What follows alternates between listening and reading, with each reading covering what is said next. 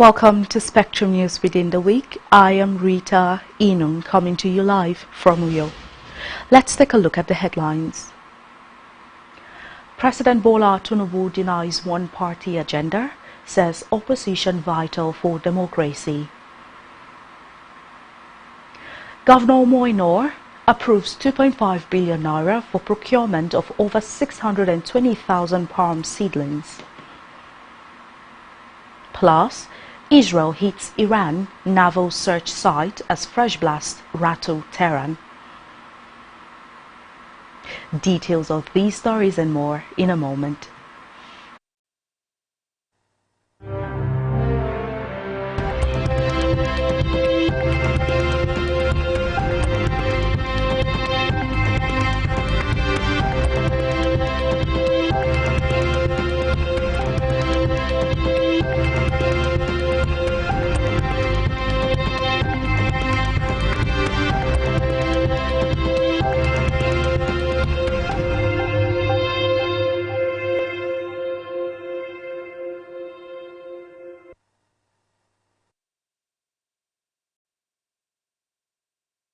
Many thanks for staying tuned. We begin the news from the national scene where President Bola Tinubu on Friday dismissed claims that Nigeria is drifting towards a one-party state, insisting that a strong and credible opposition remains essential for democratic growth. Speaking at the National Convention of the All Progressives Congress (APC) in Abuja on Friday night, the president said democracy can only thrive where there is healthy political competition. Opposition parties have repeatedly accused Tinubu and the APC of attempting to dominate the political space and steer the country towards a one-party system. Responding to the allegations, Tinubu said such claims were misplaced, stressing that his administration is committed to national unity and democratic principles.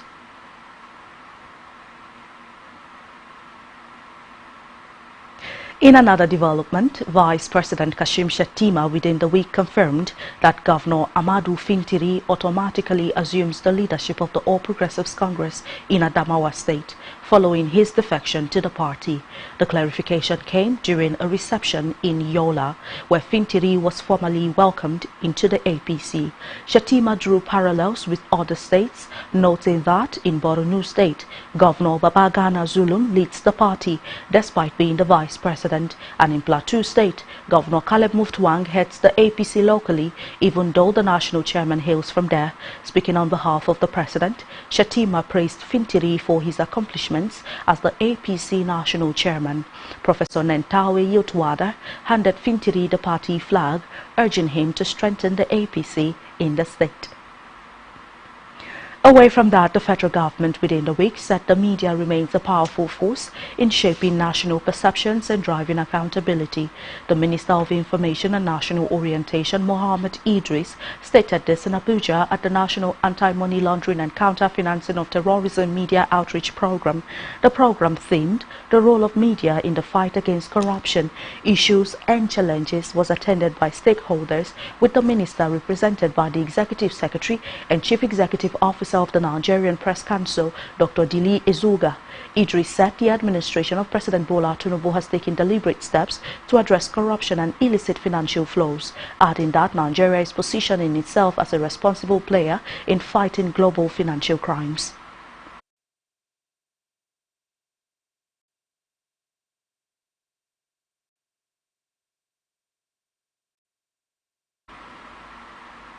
Meanwhile, Nigeria and Finland within the week signed a memorandum of understanding in digitalization and innovation to deepen bilateral cooperation in the digital sector.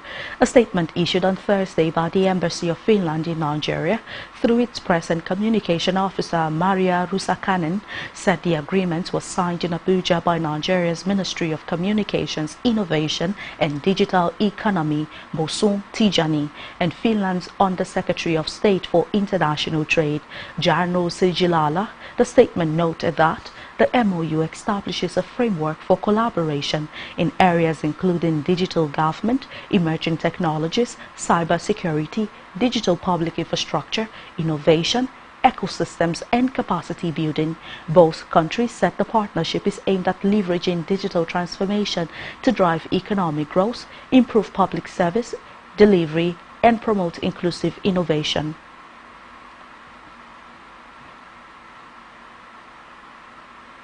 In the meantime, the federal government on Wednesday declared that the long-troubled Enugu-Onitsha Expressway is fast shedding its green past as it intensifies a sweeping infrastructure upgrade across the southeast under President Bola Tinubu.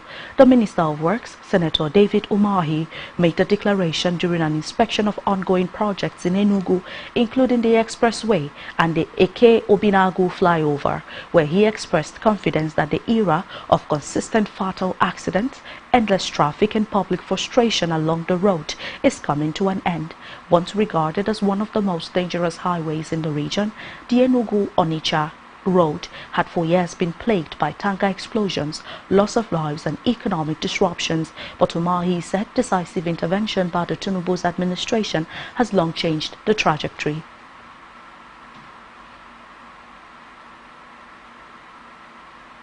Elsewhere, Nigeria and Switzerland have agreed to strengthen bilateral relations across trade, economic cooperation and skill acquisition, talking about migration, security and cultural exchange, with Bern also pledging to return Benin bronzes and artifacts to Nigeria.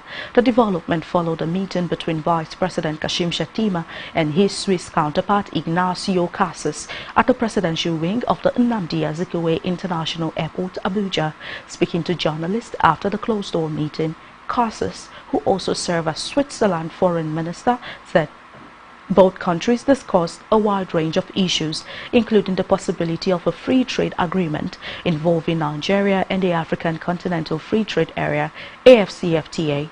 On cultural ties, Nigeria's Ministry of Foreign Affairs Ambassador Yusuf Toga disclosed that Switzerland had agreed to return Benin bronzes and artifacts to Nigeria, describing the move as a significant step in strengthening cultural relations. Toga further described the engagement as a continuation of long-standing diplomatic relations between both countries, which dates back to 1961.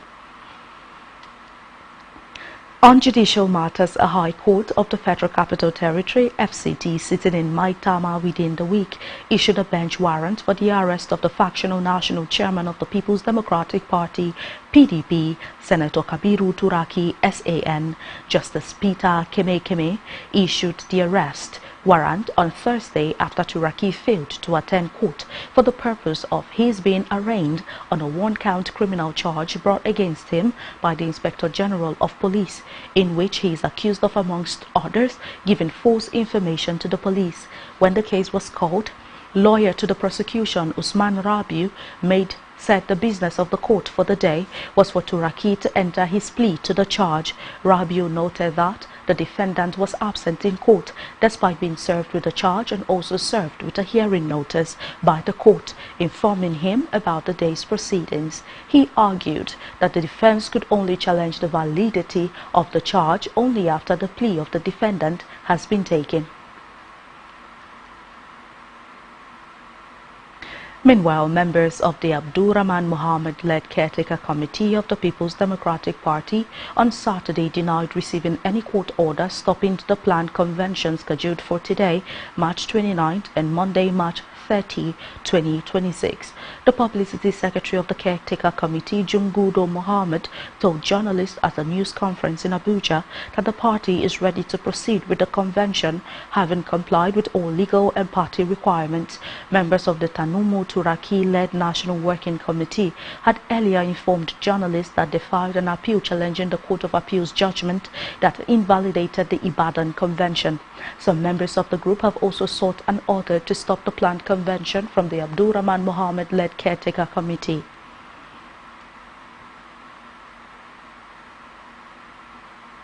In another development, the Inspector General of Police Tunji Disu within the week submitted a comprehensive framework for the establishment of the state police to the Deputy President of the Senate, Barau Jibrin, as part of ongoing efforts to decentralize policing in Nigeria. The framework was presented at the National Assembly in Abuja to Senator Jibrin, who also chairs the Senate Committee on the Review of the 1999 Constitution. According to a statement signed by the Special Advisor to the Deputy President of the Senate on Media and Publicity, Ismail Mudashir, the 75-page document was submitted on behalf of the IGP by President Olu Ogusaki, who chairs the committee set up by the Nigerian Police Force to examine modalities for the creation of state police. The IGP said the report reflects the considered views, professional insights and strategic recommendations of the force, derived from extensive consultations and a careful assessment of the operational, legal and administrative implications of instituting state police in Nigeria. In education, the Academic Staff Union of Universities, ASU, within the week issued a 4-day ultimatum to the federal government to immediately implement the newly approved salary structure for university lecturers across the country. The president of ASU, Professor Christopher Piwuna, disclosed this while delivering a speech at a public lecture held at the Saudu Zungor University Yuli campus in Bauchi State. Piwuna stated that the ultimatum takes effect from Thursday, March 26, 2026, stressing that the federal government must act swiftly and commence payment under the new salary arrangement, which was approved after prolonged negotiation between both parties. He lamented that the federal government has consistently failed to honor several agreements in the past, a situation that has led to repeated disputes and industrial actions.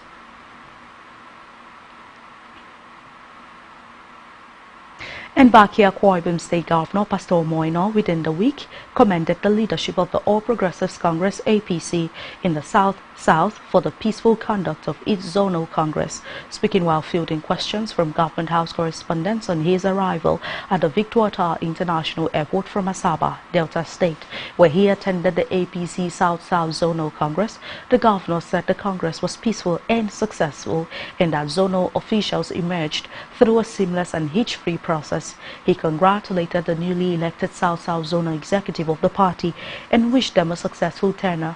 On participation, he noted that attendance was massive as key party faithful, including the Senate President Senator Godswill Akpabio, South Zonal leaders and state governors, party stakeholders did show up at the Congress.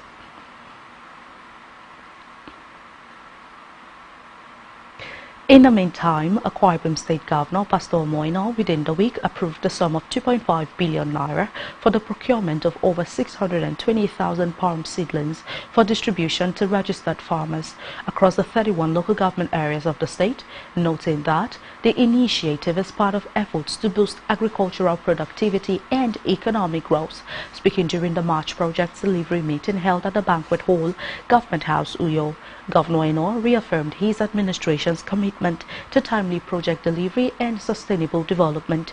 In his opening remarks, the governor appreciated stakeholders for their continued support and highlighted 86 priority projects of the administration outside of roads, hospitals and schools. He emphasized the need for stronger collaboration among ministries, departments and agencies to drive greater output and ensure efficient service delivery, and directed the constitution of an interministerial committee to drive the completion and commissioning of youth-friendly centers. In a release signed by the Commissioner for Information, Anyekan Umana, the governor also addressed the state's electricity situation, outlining ongoing reforms and clear roadmaps for Akwa Ibom State to take ownership of its power market. Similarly, a total of 55 projects were reviewed during the meeting, with clear timelines and commissioning dates established. Following a representation by the Commissioner for Works, another batch of 10 roads spanning 58.5 kilometers out of the over 1,300 kilometers of road projects across the state have been completed and are ready for commissioning in May 2026.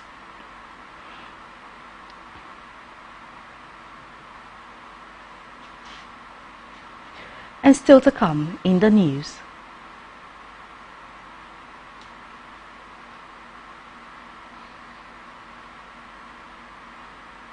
CBN okays 100% forex repatriation for oil companies. Stay tuned for details of this story, and even more stories will come in a moment.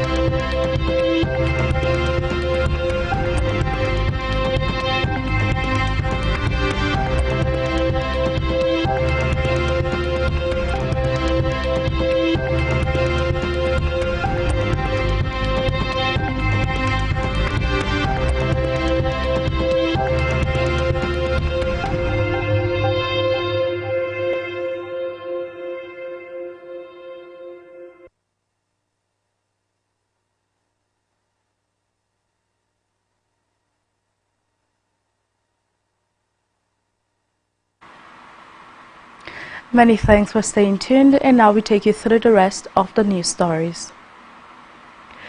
In now to Africa, where UN within the week passed a resolution to recognize the transatlantic trade as the gravest crime against humanity.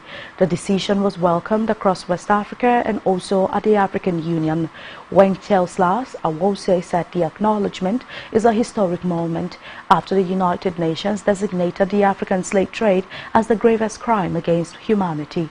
Despite opposition by the US and some European countries, the UN resolution was celebrated across West African countries such as Benin, Togo and Ghana, the initiating country for the resolution.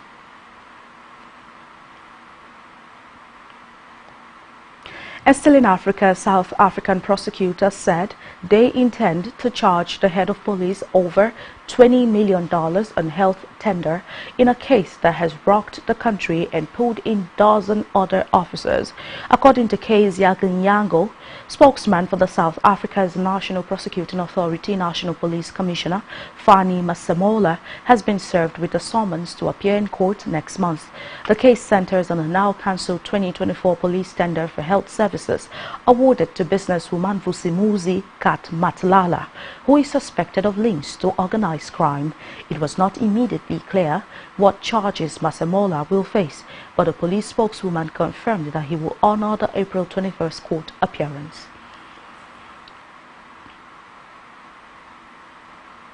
On the foreign scene, the Israeli military said it had struck an Iranian research facility for naval weapons, while a series of loud explosions rattled Tehran as night fell on Saturday.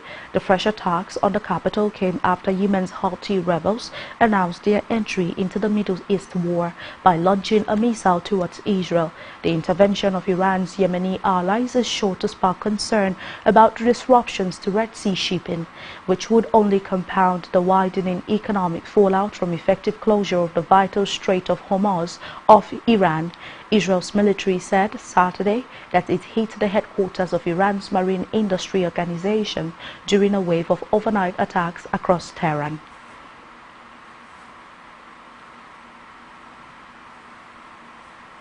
In a related development, Iran's Revolutionary Guard today threatened to target U.S. universities in the Middle East after saying U.S.-Israeli strikes had destroyed 2 Iranian universities.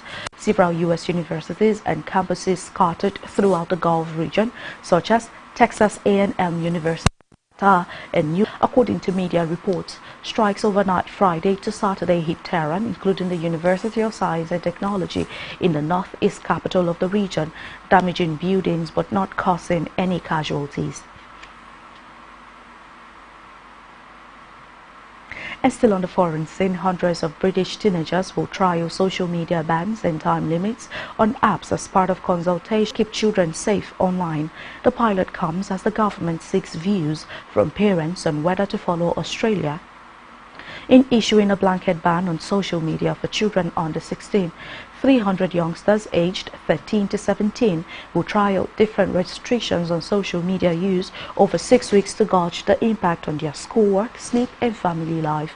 According to the Department for Science, Innovation and Technology, some will have their social media apps disabled entirely, while others will have no access to them overnight.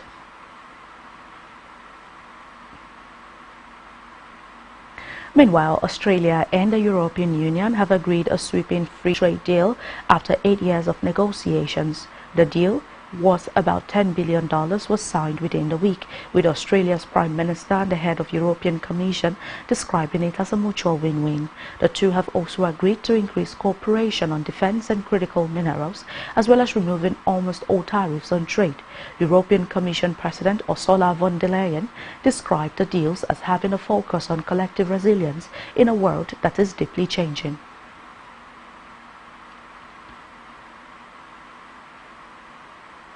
And our business news, the National Bureau of Statistics, NBS, within the week revealed that the Nigeria's total capital importation hit $6.44 billion in the fourth quarter of 2025.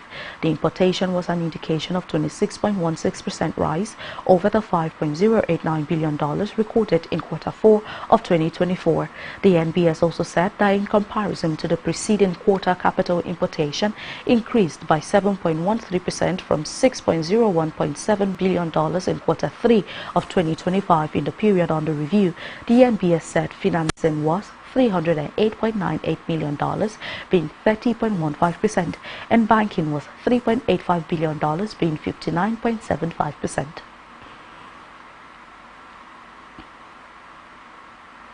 As still in business, the Central Bank of Nigeria within the week approved the full repatriation of export proceeds by international oil companies, allowing them to access 100% of their foreign exchange earnings through authorized dealer banks. The directive was contained in a circular issued by the Apex Bank's Trade and Exchange Department and published on its website on Wednesday. In the circular signed by the Director, Trade and Exchange Department, Dr. Musa Nakoji, the bank said the move forms part of ongoing reforms to improve liquidity and stability in the foreign exchange market.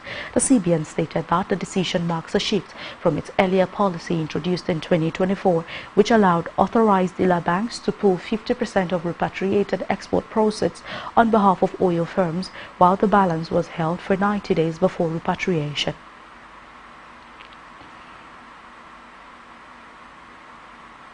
Meanwhile, the federal government has launched the IDAS Startup Bridge, a nationwide initiative aimed at supporting aspiring entrepreneurs and early-stage tech founders across the country. The program is set to back more than 500 startups through structured training, grants and equity investment, operating under the Investment in Digital and Creative Enterprises program. The initiative is implemented by the Bank of Industry and funded by the African Development Bank, among other banks. Vice President Kashim Shettima, who is the chairman of the IDAI Steering Committee, says the program is created to unlock sustainable jobs and economic inclusion for Nigeria's youthful population, adding that it provides young entrepreneurs with the opportunity to build and scale their ventures.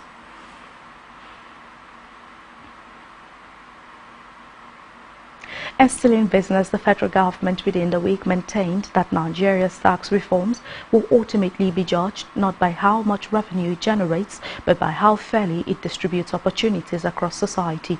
The Minister of State for Finance and Chairman of the Presidential Fiscal Policy and Tax Reform Committee, Taiwo Oyedele, said this at the unveiling of a book on policy guide aimed at advancing gender equity and social inclusion in Abuja recently.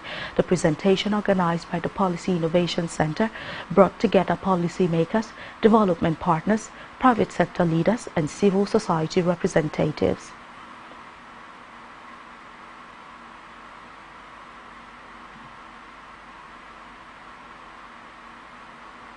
As still to come in the news. Villarreal battle Besiktas for Nigerian midfielder Emmanuel Dennis. Stay tuned for detail of these stories and more will be added in a moment.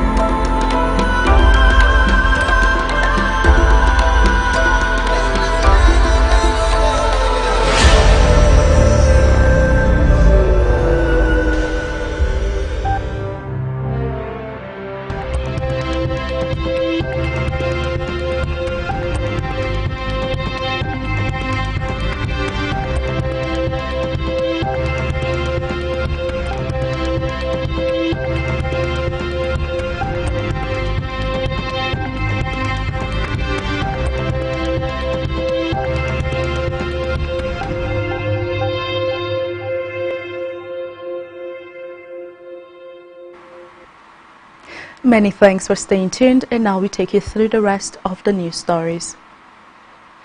In health, the federal government has been urged to intervene urgently and increase investment in Nigeria's health sector to prevent the health sector from further deterioration due to inadequate funding.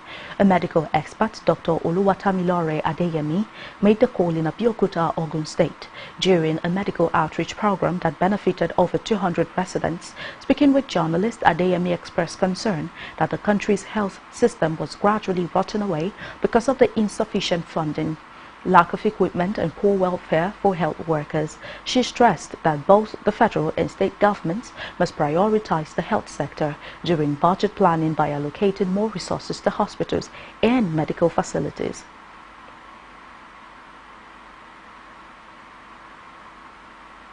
Still in health, the federal government within the week announced plans to roll out a new long-acting HIV prevention injection, lenacapavir, as part of efforts to accelerate progress towards ending HIV/AIDS as a public health threat by 2030. The Minister of State for Health and Social Welfare, Isiaq Salako, said the initiative reflects the government's commitment to strengthening Nigeria's HIV response through innovation, expanded prevention services, and increased domestic financing. Salako made this known during a media parley organized by the National HIV Viral Hepatitis and STDs Control Program under the Federal Ministry of Health and Social Welfare in Abuja. He said the introduction of lenacapavir represents a major advancement in HIV prevention, particularly for key and vulnerable populations. To sports news now, where Villarreal have joined the race for Gostepe midfielder Emmanuel Dennis. Dennis has consistently been linked to a move away from Gostepe since his arrival at the club. Turkish Super League giants Besiktas are reportedly leading the race for the defensive midfielder. Villarreal are now prepared to slug it out with the Eagles for the signature of the Nigerian. According to reports, Gostepe will demand around €10 million to sell Dennis.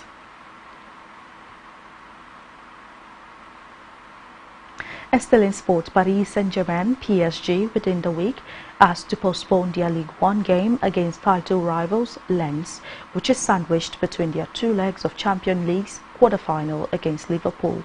PSG are scheduled to visit Lens in the top-of-the-table encounter on Saturday, April 11, 3 days after hosting Arne Slot's side and 3 days before the second leg at Anfield. Liverpool are set to host Fulham in the Premier League on April 11th in response to PSG's postponement request to France Ligue des Football Professionnels Lens, who are chasing a first league title since 1998, issued a statement saying they are strongly against the troubling sentiment if the fixture was moved to a later date.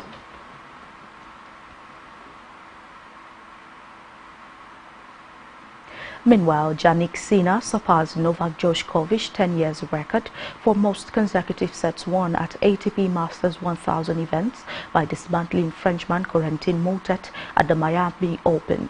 Italian world number 2 Sinner, 24, recorded his 25th and 26th straight sets at the sport's highest level of tournaments below the Grand Slams in a commanding 71-minute 6-1, 6-4 victory. Sinner had equaled 24-time major champion Djokovic's previous record of 24 straight sets won in beating Damir Zumor in his opening match.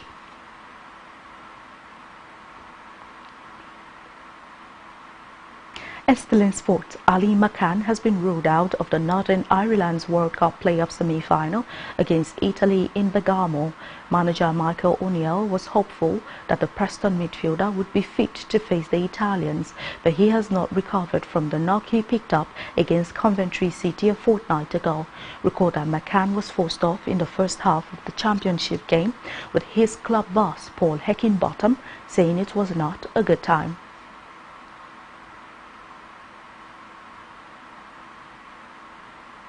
On our entertainment news, music stars Wizkid and Ara Star, alongside British-Nigerian media personality Nico Omilana, within the week won the 2026 Mobile Awards held in Manchester, United Kingdom. Wizkid won the Best African Music Act award, beating fellow Nigerians Davido, Rema, Shali Poppy, Tiwa Savage and Adekunle Gold. Meanwhile, Ara Star claimed the Best International Act prize, surpassing global stars such as Cardi B, Ghana, and Kelani. Nicole Omilana emerged as the winner of the Best Media Personality category, beating nominees including Bemi Orojogun, popularly known as Boss Auntie, and DJ Remy Borgs. The 2026 edition of the Mobile Awards, the first held in Manchester, celebrated black music and culture.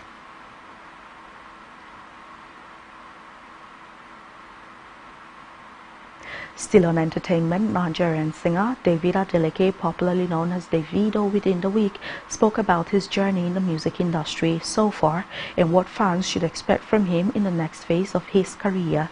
Davido says he has achieved so much in his career, performing across the world and receiving accolades including back-to-back multiple Grammy nominations in the last 3 years. He explained that he's contented with his achievement and now wants to return to his roots by making unapologetic African music as opposed to incorporating Western sounds to appeal to international audiences.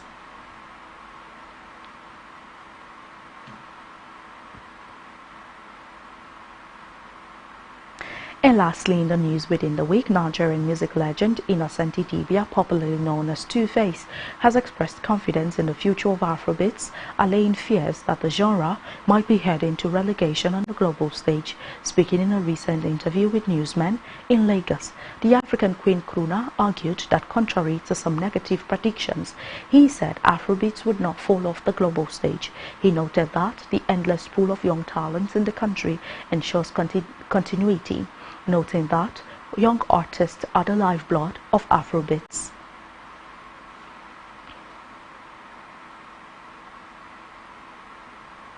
And that's all we have for you on the news at this time. Do ensure to follow us on social media and subscribe to our YouTube channel, all of which you can find on our website spectrumtvlive.ng. You have been watching Spectrum News within the week. I am Rita Eno. Enjoy the rest of your day.